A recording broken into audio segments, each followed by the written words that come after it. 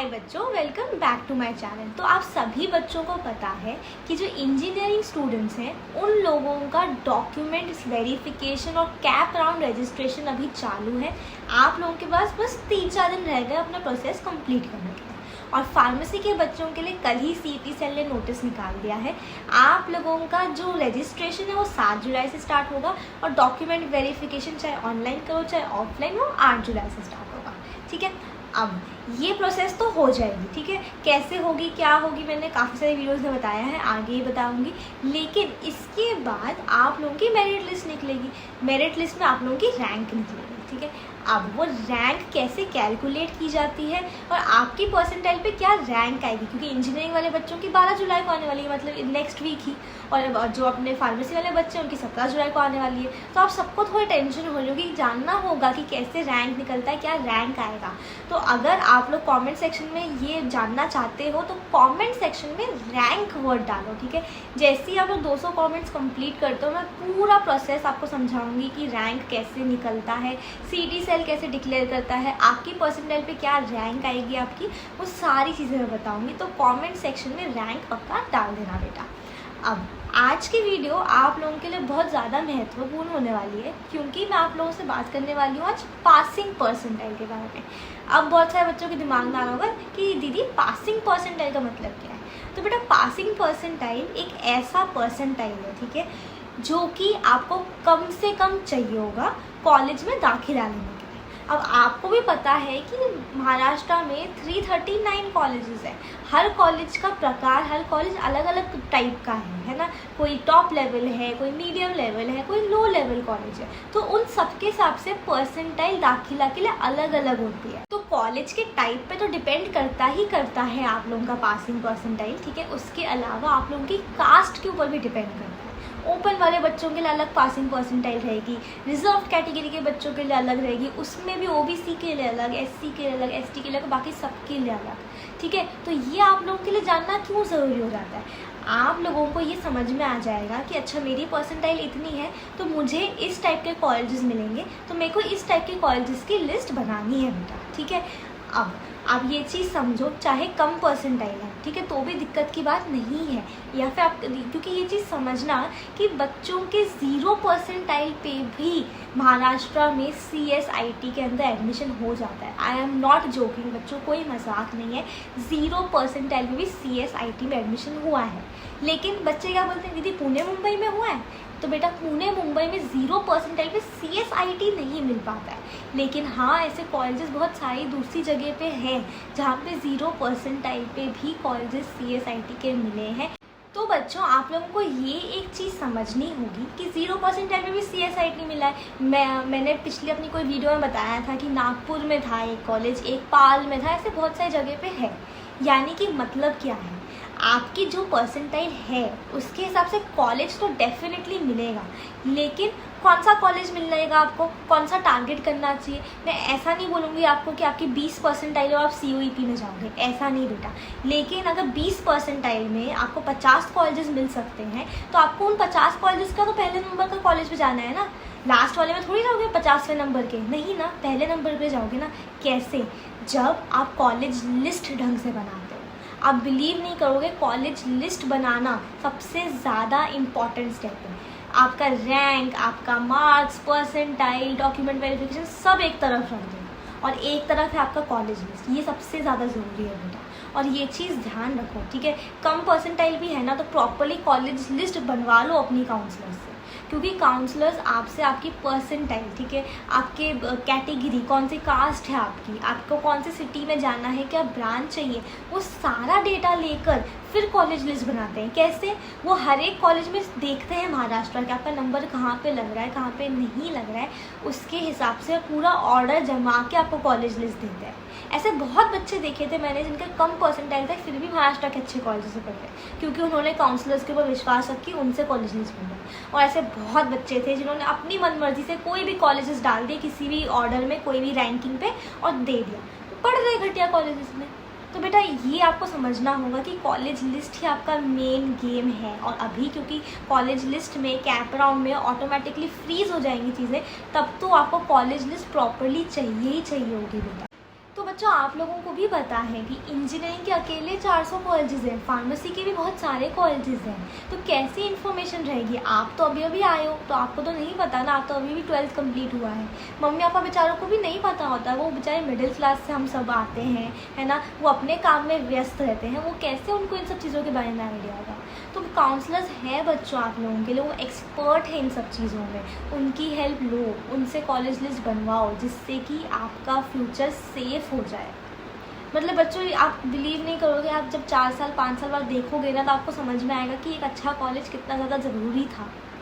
मतलब आपके फ्यूचर का सवाल है बेटा, एक कॉलेज आप ऊपर नीचे कर दोगे ना तो आपके मम्मी पापा के लाखों पैसे आप वेस्ट कर दोगे, है ना। वो इतने मेहनत से कमाते हैं ये सब चीज़ें और आपका भी करियर ख़राब होगा।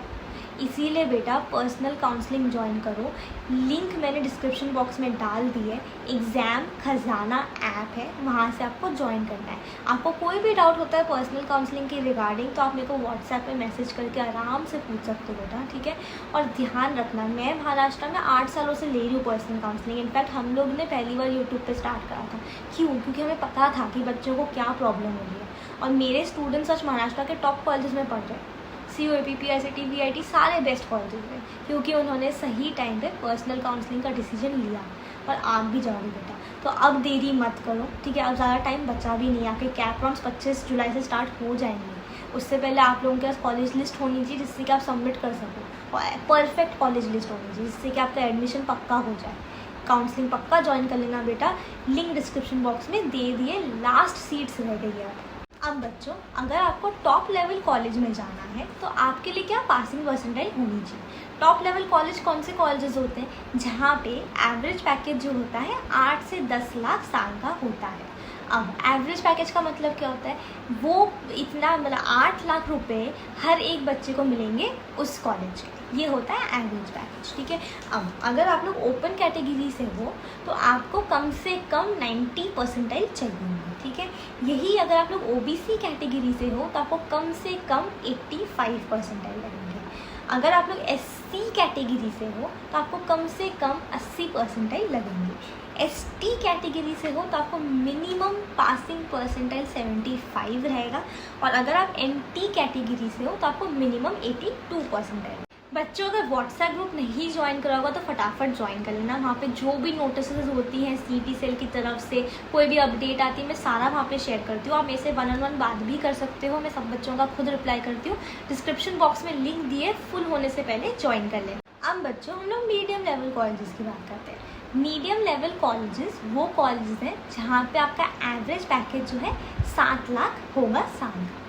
यहाँ पे अगर आप ओपन कैटेगरी से हो तो आपको कम से कम 80 परसेंटाइल चाहिए होंगे बेटा, ठीक है।